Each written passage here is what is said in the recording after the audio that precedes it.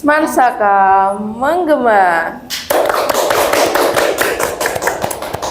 Oke, jadi kita di bulan Ramadan yang spesial ini kita kedatangan tamu yang spesial juga nih guys.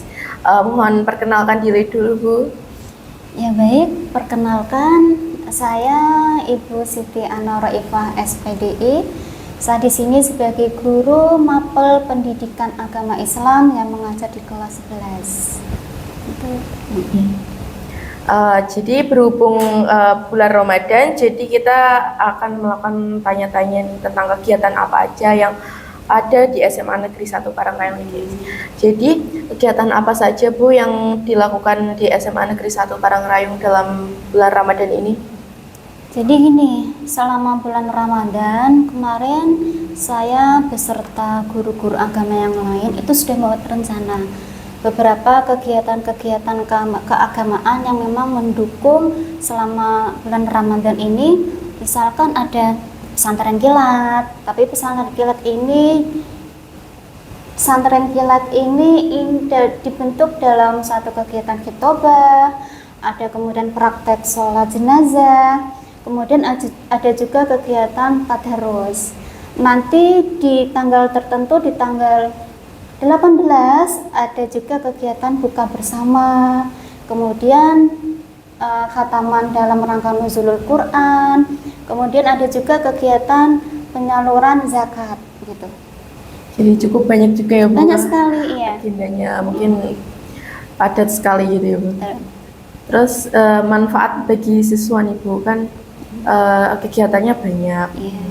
Apakah bisa memberi manfaat bagi siswa-siswi di SMA Negeri 1 Parangrayung? Iya, pastinya banyak sekali manfaatnya ya. Jadi seperti misalnya khitobah. Khitobah itu kan semacam suatu ya bisa dikatakan pengajian kecil-kecilan di situ ya. Ada sekali banyak petugas seperti MC, kemudian ada yang membacakan ayat suci Al-Qur'an, ada yang sambutan, di situ juga ada yang bertugas mauidhah hasanah. Jadi di situ anak dilatih, dibimbing untuk nantinya di masyarakat mereka punya bekal, punya modal. Oh, dulunya ketika di SMA saya pernah jadi petugas MC, yang kemudian ada yang sambutan, ada juga yang mauidhah hasanah. Itu mereka jadi punya pengalaman untuk nanti bisa digunakan di masyarakat itu. Terus kan pasti banyak tantangannya Bu, apalagi ini di bulan Ramadan. Gimana Bu Ana menanggapi atau mengatasi tantangan-tantangan ini? Ya kita lihat ya, memang realitanya di lapangan tuh anak-anak remaja ya khususnya.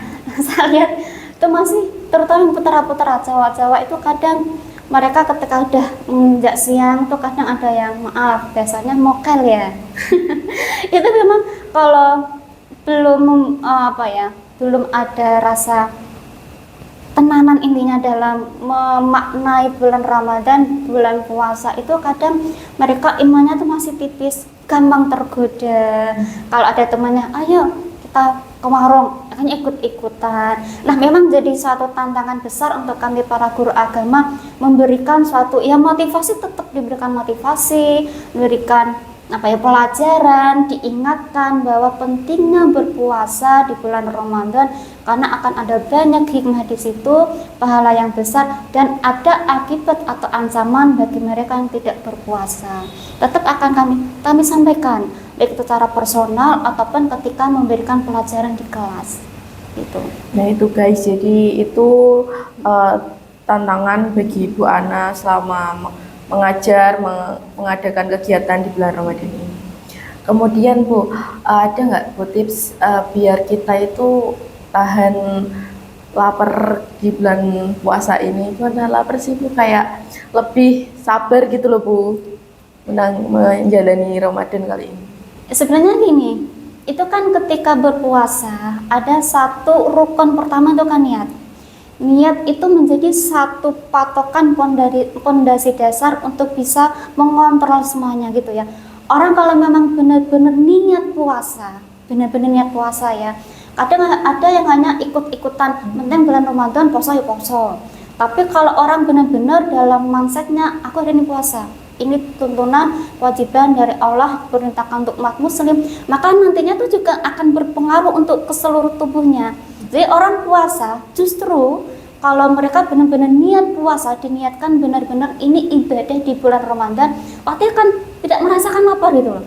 Jadi seperti itu. Tapi kalau hanya ini bulan puasa rutin setiap bulan, setiap tahun di bulan Ramadan, adanya itu tadi berpengaruh tiba-tiba ketika menginjak siang ada rasa lapar, ada rasa haus, ada godaan sedikit melihat di sekitar jalan banyak sekali jajan-jajanan, ikut terpengaruh. Itu memang mungkin dalam mindsetnya belum ada pemahaman secara mendalam makna dari puasa itu sendiri.